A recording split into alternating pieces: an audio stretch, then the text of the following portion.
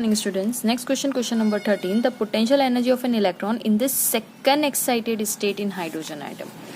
देखिए question number 13 करें. सबसे पहले तो हम देखते हैं कि एक इलेक्ट्रॉन, ये हमारा एक न्यूक्लियस है और इसके आसपास क्या घूम रहा है हमारे पास, इलेक्ट्रॉन इज रिवॉल्विंग.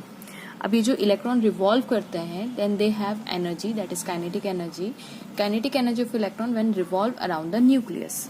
ओके, तो इनके पास काइनेटिक एनर्जी और पोटेंशियल एनर्जी होती है. तो क्या होती है, तो kinetic energy of an electron that is revolving around the nucleus can be given by z square m e to the power 4 divided by 8 n square, okay, h square epsilon 0. ये permittivity है.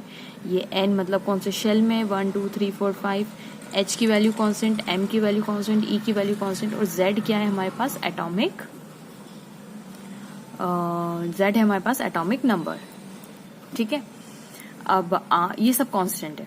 अब यहाँ पे देखिए potential energy क्या होती है, तो पोटेंशियल एनर्जी हो जाएगी हमारे पास minus z square m e to the power 4. देखिए सेम चलेगा, सिर्फ यहाँ पे आ जाता है 4 n square h square epsilon not.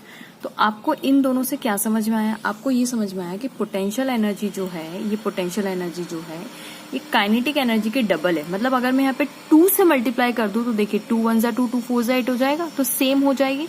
यानी that is equals to minus twice of kinetic energy, है ना. ये रिलेशन आ गया. यानी यहाँ पे अगर 2 से मल्टीप्लाई कर दो तो 2 टाइम्स ऑफ काइनेटिक एनर्जी.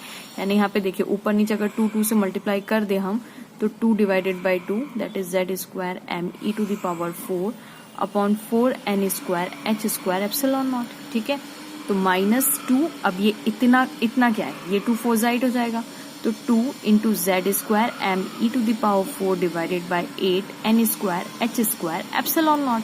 अब यही तो है आपकी काइनेटिक एनर्जी. ठीक है, तो 2 टाइम्स ऑफ काइनेटिक एनर्जी, ये रिलेशन आ गया दोनों के अंदर. ठीक है, that is equals to -2 times of kinetic energy is equals to potential energy. ठीक है, अब टोटल एनर्जी किसके बराबर होती है, तो देखिए टोटल एनर्जी होती है kinetic energy plus potential energy के बराबर. अब एक एक करके total energy, kinetic energy, total energy, potential energy का रिलेशनशिप देखते हैं. तो आप देखिए यहाँ पे पहले पोटेंशियल एनर्जी को -2 के ई रख दें, पोटेंशियल एनर्जी को -2 के ई रख दें, तो answer will be minus of K E. यानी टोटल एनर्जी और काइनेटिक एनर्जी में क्या रिलेशन है, that is equals to total energy equals to minus of kinetic energy.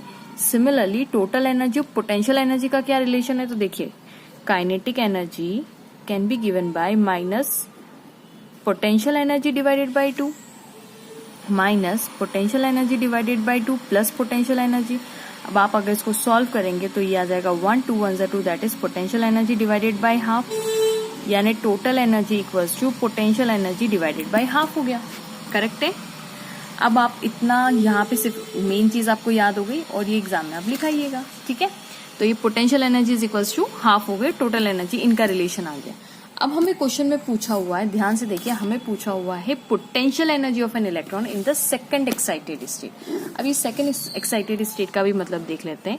मान लीजिए मेरे पास ये n इज इक्वल्स टू 1 है, इलेक्ट्रॉन अभी यहाँ पे. अब इलेक्ट्रॉन जब एक्साइटेड होके n इज इक्वल्स टू 2 में जाएगा, यानी इलेक्ट्रॉन यहाँ पे है, और जब वो यहाँ जाता है तो इसको हम बोलते हैं फर्स्ट एक्साइटेड स्टेट. कौन सी excited state, first excited state.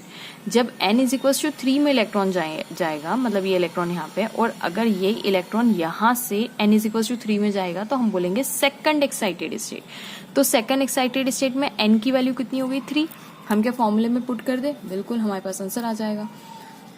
तो हमारे पास टोटल एनर्जी बराबर जो होती है, total energy is equals to for hydrogen atom that is equals to minus 13.6 eV into divided by n square. और यहाँ पे ना z स्क्वायर हम तब लिखेंगे, z स्क्वायर होता है, लेकिन अगर हाइड्रोजन की वैल्यू, तो ये z की वैल्यू कितनी हो जाएगी, 1 हो जाएगी. तो that is minus 13.6 eV divided by n square, क्योंकि z इक्वल्स टू 1 होता है हाइड्रोजन में. करेक्ट, एटॉमिक नंबर 1 हो गया उसका.